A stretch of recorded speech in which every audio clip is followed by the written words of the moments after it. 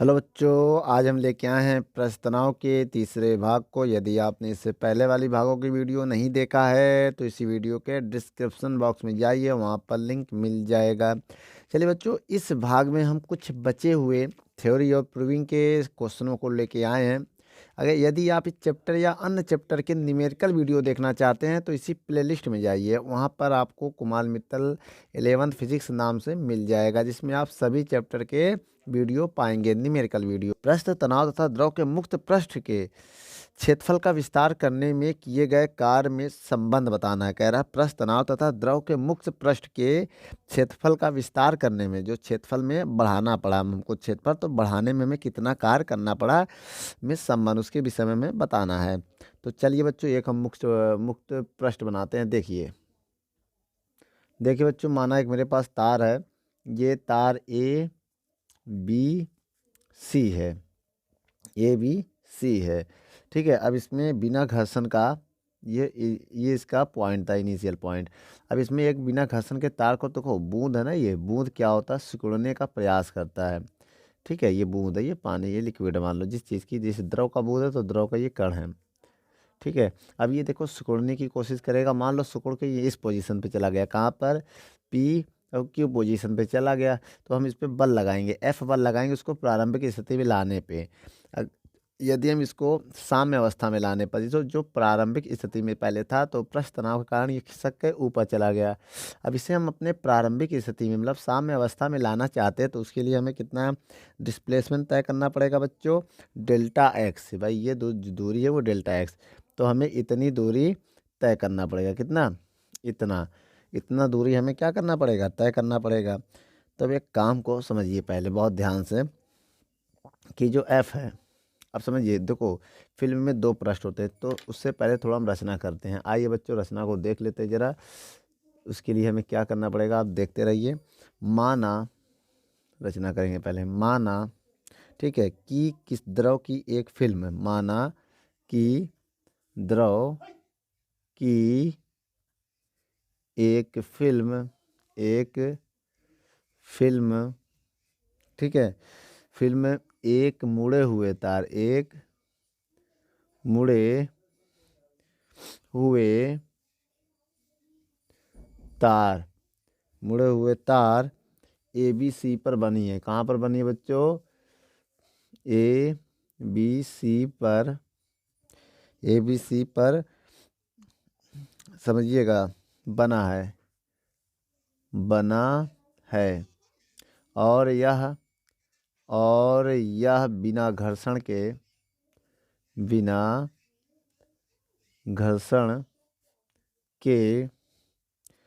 P Q के, समझिए बेटा, बिना घर्षण के, देखिए बच्चों, वीडियो को क्लिक नहीं कर पाया था, मैं बना दिया। देखिए इसमें क्या है, माना कि द्रव की एक फिल्म है जो मुड़े हुए तार ए बी सी पर बना है, और यह बिना घर्षण के सीधे तार पी क्यू पर स्थित है, और पृष्ठ तनाव के कारण यह सिकुड़ता है, तो इसे साम्य स्थिति पर लाने पर एफ बल लगाना पड़ता है, तो डेल्टा एक्स का विस्थापन होता है। देखिए जो ये तनाव हो रहा है, ये देखिए पृष्ठ तनाव के कारण ये ऊपर की तरफ जाएंगे, लेकिन हमें साम्य स्थिति में लाने पर इस पर एफ बल लगा के इसे नीचे की ओर खींचना है, और खींचने में हमको कितनी दूरी तय करनी पड़ेगी, डेल्टा एक्स। तो बता, फिल्म में दो पृष्ठ होते हैं, कितने पृष्ठ होते हैं, दो पृष्ठ होते हैं। इस वजह से जो उस पर लगने वाला बल होगा वह अनुक्रमानुपाती होगा किसके, 2L के होगा। जब प्रोपोर्शनल टू हटाएंगे तो बराबर आएगा, होगा बराबर, और कांस्टेंट में टी आ जाता है, ठीक है। ये हो गया। अब उसके बाद लिखेंगे हम, तार को नीचे की ओर खिसकाने में किया गया कार्य का फॉर्मूला क्या होता है बेटा, कार्य बराबर होता है बल गुणे विस्थापन। बल को एफ से लिखेंगे, विस्थापन को डेल्टा एक्स से, देख लो। अब यहाँ पर जो बल है, समझिएगा, ये क्या है, एफ है, एफ का मान रख दो, एफ बराबर क्या है, टी इंटू 2L, तो T into 2L into delta x, ये हो गया। क्षेत्रफल का फार्मूला होता है लंबाई गुणे चौड़ाई, लंबाई काम 2L कर रहा है, चौड़ाई काम डेल्टा एक्स कर रहा है। तो यहाँ पर ये ये पूरा डेल्टा ए हो जाएगा, यहाँ से चाहे डेल्टा ए को बटे में लगा दो, टी बराबर डब्ल्यू बटे डेल्टा है, वही यहाँ लिख दिया है। इसके बाद थोड़ा सा अब क्या करेंगे, देखिए थोड़ा सा कॉमा इन्वर्टेड कॉमा लिखेंगे। यदि क्षेत्रफल एकांक हो जाए, मान लो यदि डेल्टा ए हमारा जो एकांक हो जाए, 1 मीटर स्क्वायर हो जाए, तो टी डब्ल्यू के बराबर हो जाएगा कि नहीं हो जाएगा, हो जाएगा ना। तो आप यही लिखेंगे डिफिनेशन में, कॉमा इन्वर्टेड कॉमा हम लिखने जा रहे हैं कि किसी द्रव का पृष्ठ तनाव कार के बराबर हो जाए यदि ताप में एकांक वृद्धि हो। इसको लिख सकते हैं यदि क्षेत्रफल में, सॉरी बेटा ताप में क्षेत्रफल, यदि क्षेत्रफल में एकांक वृद्धि, यदि क्षेत्रफल में एकांक वृद्धि हो तब किया गया कार्य उसके पृष्ठ तनाव के बराबर होगा। पृष्ठ तनाव के बराबर होगा। ठीक है बच्चों, वीडियो को रोककर नोट कर लो। बच्चों अगला क्वेश्चन देखते हैं, आपकी स्क्रीन पर पढ़िए क्या कह रहा क्वेश्चन। कह रहा केस नली को तिरछा करने पर द्रव के उन्नयन पर प्रभाव।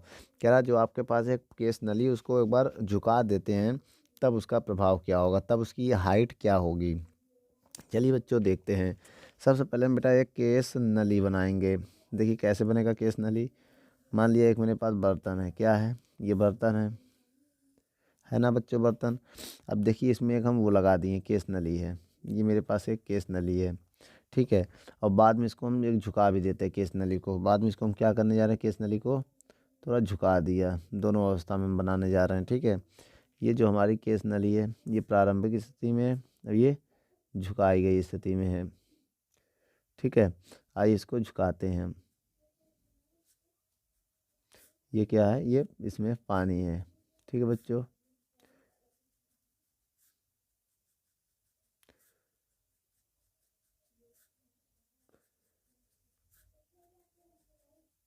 देखिए अब इसके बाद क्या इसमें पानी भरा हुआ है। अब जब केस नली है तो कुछ इसमें लिक्विड चढ़ेगा, मान लीजिए यहाँ तक इसमें लिक्विड होगा, ठीक है, यहाँ तक केस नली के कारण।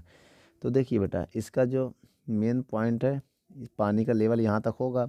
अब मान लीजिए जो हाइट है इसकी इतनी है, इतनी हाइट मान लीजिए जो केस नली में जितना पानी चढ़ा है उसकी हाइट कितनी है, ये कितनी होगी, एच ऊंचाई। देखिए जब इसको हम झुका देंगे तो इतनी हाइट हो जाएगी एच डैश, क्या हो जाएगी भाई, तिर्यक हो गई ना, एच डैश। अगर देखें तो ये एंगल, अगर ये अल्फ़ा का एंगल पे झुकाया हमने इसको, तो इनके बीच जो एंगल बनेगा, इनके इनके बीच जो झुकाया है, इनके बीच जो एंगल बनेगा ए भी अल्फ़ा होगा, क्या होगा, ये कोण भी क्या होगा, अल्फ़ा होगा। ये जो एंगल बन रहा है क्या होगा, ये अल्फ़ा होगा, इनके बीच भी एंगल क्या होगा, अल्फ़ा होगा, ठीक है। और ये एच होगा मेरा, क्योंकि बेटा इधर हाइट उतनी है तो ये भी तो हाइट उतनी ही रहेगी, तो ये भी ऊंचाई होगा, याद रखिएगा, ठीक है। अब ये एच डैश होगा, और ये अल्फ़ा है तो ये भी अल्फ़ा, क्योंकि अगर जैसे दो लाइनें समांतर हैं तो इनके बीच का कोण बराबर होगा, याद रखना, ये अल्फ़ा तो ये भी अल्फ़ा है। यदि ये लाइन समांतर है, क्या है, पैरेलल है, तो इनके बीच कोण जो होगा वो बराबर होगा। अब हम यहाँ पर क्या करने वाले हैं, आइए देखते हैं। सबसे पहले हम करेंगे बच्चों फार्मूला क्या होता है, या तो पहले लिख देंगे हम यहाँ पर, देखिए आर त्रिज्या की केस नली में द्रव स्तंभ की ऊंचाई,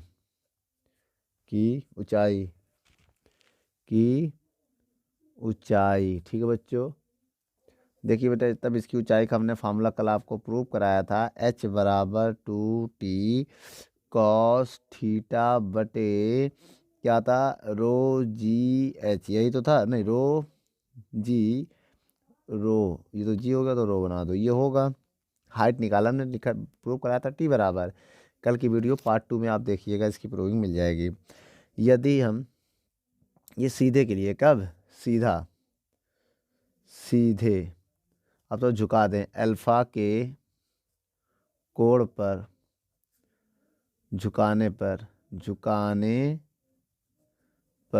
बच्चों जब इसको हम अल्फ़ा के कोण पे झुका देंगे तब क्या होगा, तब देखिए हम कॉस अल्फ़ा का मान पहले निकालते हैं। कॉस अल्फ़ा बराबर क्या होगा, देखिए कॉस का होगा आधार बटे कर्ण होता है, आपको पता है, आधार बटे कर्ण, ये होता है फॉर्मूला। तो कॉस अल्फा का अगर देखा जाए थीटा, ये अल्फा है ना, इसके सामने वाला ये आधार है, ये लंब होता है, और ये आधार होगा एच। आधार क्या होगा बच्चों? एच। और कर्ण होगा एच डैश, और एच डैश का अगर हम मान निकालेंगे तो कॉस अल्फा है ये ना, अल्फा होगा, अल्फा बटे में चला जाएगा, एच बटे कॉस अल्फा। अब लिखेंगे एच का मान रखने पर, एच का मान रखने पर, एच का मान रख दो बेटा। एच का मान क्या है? एच का मान आपको पता होगा ये है। तो एच डैश बराबर, एच का मान क्या है? 2t कॉस थीटा बटे क्या है? आर रो जी बटे, बटे में क्या है? Cos alpha. कॉस अल्फ़ा ये बड़ा होना चाहिए, ये छोटा। इसके नीचे कुछ नहीं माना तो इसका इसी में गुणा हो जाएगा भाई, क्योंकि इसके नीचे एक हो नहीं, इसके नीचे क्या हो? एक माना जाएगा, तो बीच वाले का बीच में गुणा, नीचे वाले का सबसे ऊपर गुणा। तो एच क्या मान आ जाएगा? क्या आ जाएगा? 2t कॉस थीटा बटे r rho g cos alpha. तो ये है, क्या है ये आ गया किसका मान? आर का मान। तो देखिए अब ये क्या है, देखिए कॉस अल्फ़ा क्या है बेटा, आपको पता ही होगा। अल्फ़ा का मान बढ़ने पर कॉस से अल्फ़ा का मान घटने के कारण एच ऊंचाई का मान बढ़ता है। जो भी हो, ये देखिए अगर ये यहाँ पर जितनी नली झुकेगी तो इसका मान बढ़ेगा, क्योंकि ये कर्ण है, कर्ण हमेशा लंब से बड़ा ही होता है, आधा से भी बड़ा होता है ना, तो ये प्रभाव पड़ेगा। ठीक है बेटा, तो वीडियो को रोक कर नोट कर लो।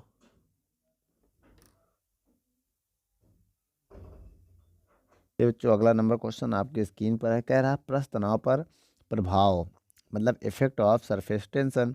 पृष्ठ तनाव पर निम्नलिखित प्रभाव पड़ता है। आइए बच्चों देखते हैं। सबसे पहले क्या लिखोगे? पृष्ठ तनाव पर निम्नलिखित प्रभाव पड़ता है। निम्नलिखित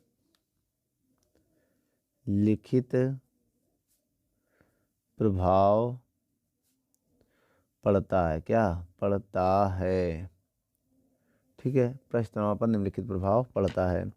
अगर देखें नंबर 1, पहला प्रभाव, पहली हेडिंग हमारा किसका? संदूषण का प्रभाव। संदूषण मतलब प्रदूषण, संदूषण का प्रभाव। देखिए बच्चों इसमें हम क्या लिखने वाले हैं? इसमें हम ये लिखने वाले हैं कि यदि जल की सतह पर, समझिएगा, यदि जल की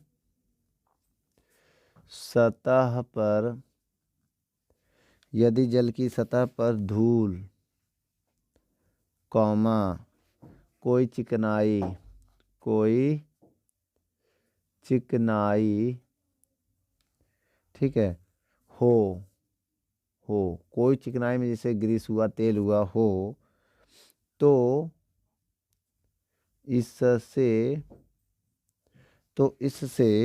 जल का पृष्ठ तनाव घट जाता है। तो इससे जल का पृष्ठ तनाव घट जाता है, घट जाता है।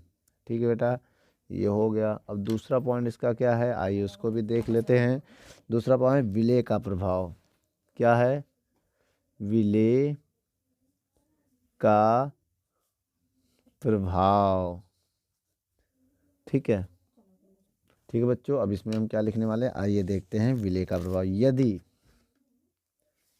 यदि विलेयक मतलब जो पानी में घोला गया है, यदि विलेयक बहुत घुलनशील है, बहुत घुलनशील है, घुलनशील है, तो द्रव का पृष्ठ तनाव बढ़ जाता है, द्रव का पृष्ठ तनाव बढ़ जाता है, पृष्ठ तनाव बढ़ जाता है। ठीक है बेटा, इसके बाद हम बता रहे हैं, जैसे जल में नमक डालने पर जल का पृष्ठ तनाव बढ़ जाता है। जैसे अगर जल में आप नमक डालोगे तो जल का पृष्ठ तनाव बढ़ जाएगा। ठीक है, यदि विलेय बहुत कम घुलनशील है, इसका यार अपोजिट लिखोगे, यदि विलेयक बहुत कम घुलनशील है, बहुत कम घुलनशील है, बहुत कम घुलनशील है। तो क्या होगा बेटा, यदि तो इसका प्रश्न ना बेटा घट जाता है। तो द्रव का पृष्ठ तनाव घट जाता है। क्या होता है? घट जाता है। तो पृष्ठ तनाव क्या होगा? घट जाता है। जैसे साबुन या फिनॉल अगर जल में डालें तो जल का पृष्ठ तनाव घट जाता है। एग्जाम्पल हमने आपको बता दिया है। अब ये तीसरा पॉइंट आइए देखते हैं, ताप का प्रभाव। किसका? ताप का प्रभाव। इसको बेटा इंग्लिश में बोलेंगे इफेक्ट ऑफ टेम्परेचर। इसका मतलब क्या होगा? अगर किसी लिक्विड को गर्म करते हैं या ठंडा करते हैं तो उसका पृष्ठ तनाव बढ़ेगा या घटेगा, इसके बारे में हम जानकारी देना चाहते हैं। ये देखिए, ताप बढ़ाने से या ताप बढ़ने से, मेरी बात समझिएगा, ठीक है, ससंजक बल का मान घट जाता है। घटने से ससंजक और असंजक बल हम बता चुके हैं पहले पार्ट में, आप जाके वहाँ देख सकते हैं। ससंजक बल का मान क्या होता है? बल का मान क्या होगा बच्चों? घट जाता है, घट जाता है। ठीक है, अतः पृष्ठ तनाव घट जाता है, याद रखना का। तो अगर बल घटेगा तो पृष्ठ तनाव भी घटेगा, क्योंकि बल पृष्ठ तनाव के तो अनुक्रमानुपाती होता ना बेटा। तो बेटा क्या होगा? पृष्ठ तनाव भी घट जाएगा। तो पृष्ठ तनाव भी घट जाता है। ठीक बेटा, वीडियो को रोक कर नोट कर लो।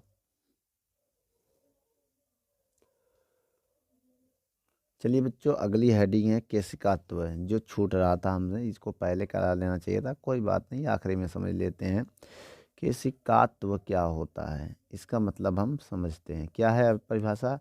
केशिकात्व, देखिए इसका मतलब ये है बच्चों कि द्रव के, पहले इसको हम लिख लेते हैं, अभी समझ जाओगे। द्रव के केश नली द्रव के केश नली में ऊपर चढ़ने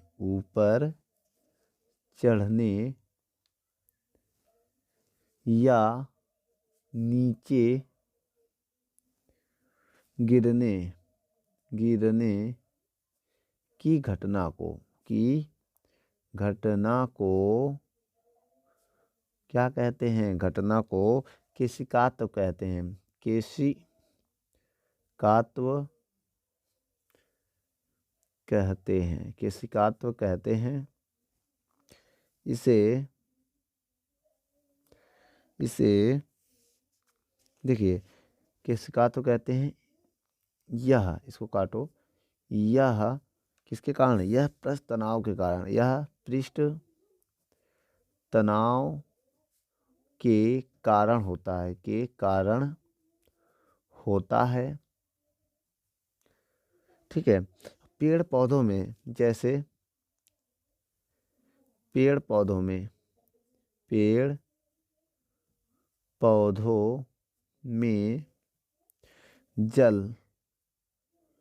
जल या लवण इसी के कारण ऊपर चढ़ते हैं। समझ गए? केशिकात्व के कारण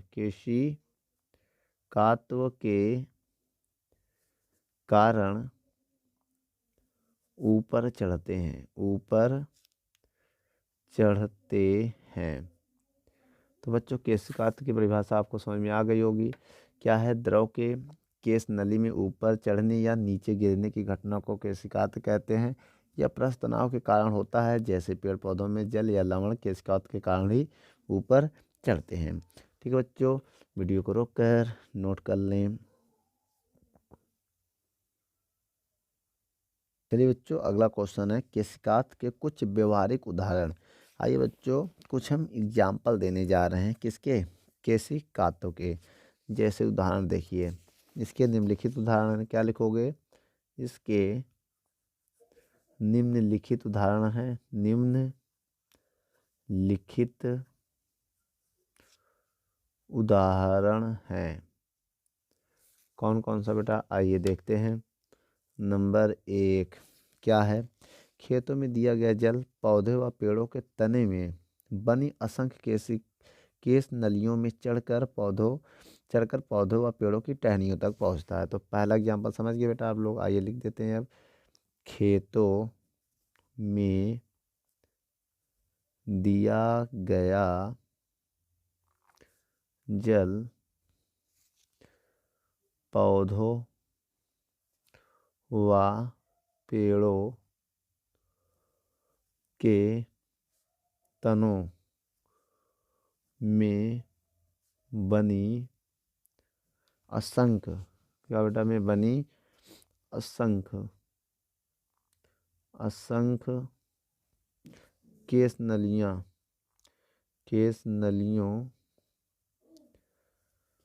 में चढ़कर केस नलियों में चढ़कर पौधों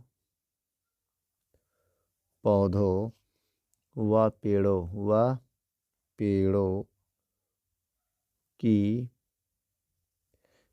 की टहनियों तक पहुंचता है।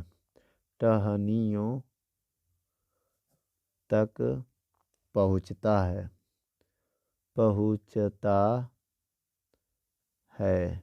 ठीक है। अब आइए इसके बाद दूसरा क्या है, दूसरा एग्जाम्पल। जैसे लालटेन में मिट्टी का तेल,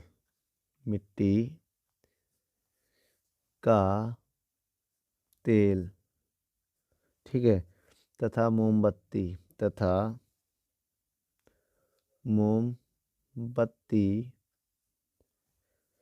में पिघला हुआ मोम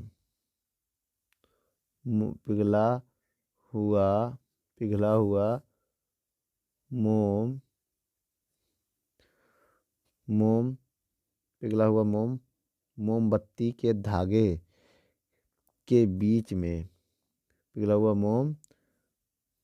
मोमबत्ती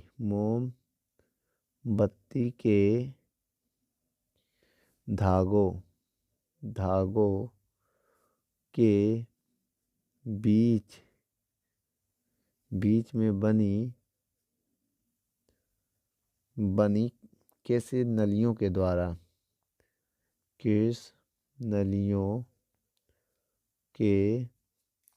द्वारा ही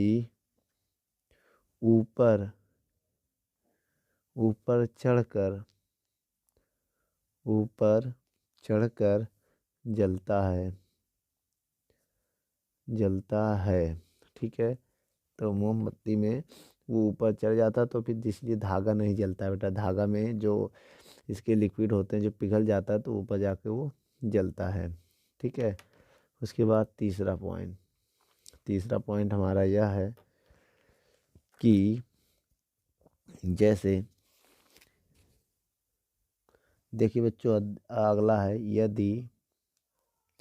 यदि जल में या जल से भरी बाल्टी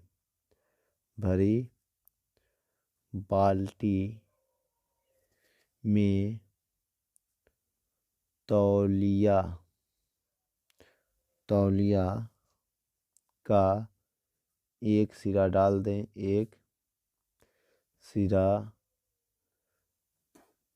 सिरा डाल दें तो दूसरा सिरा भी धीरे धीरे होता बच्चों, धीरे धीरे भीग जाएगा, मतलब धीरे धीरे भीग जाएगा। यह किस कात्व के कारण होता है? किसी कात्व के कारण होता है। ठीक है बच्चों, ऐसे अन्य भी उदाहरण हैं बहुत सारे, तो हम इतना ही बता रहे हैं। ठीक है बच्चों, तो वीडियो को रोक कर नोट कर लो।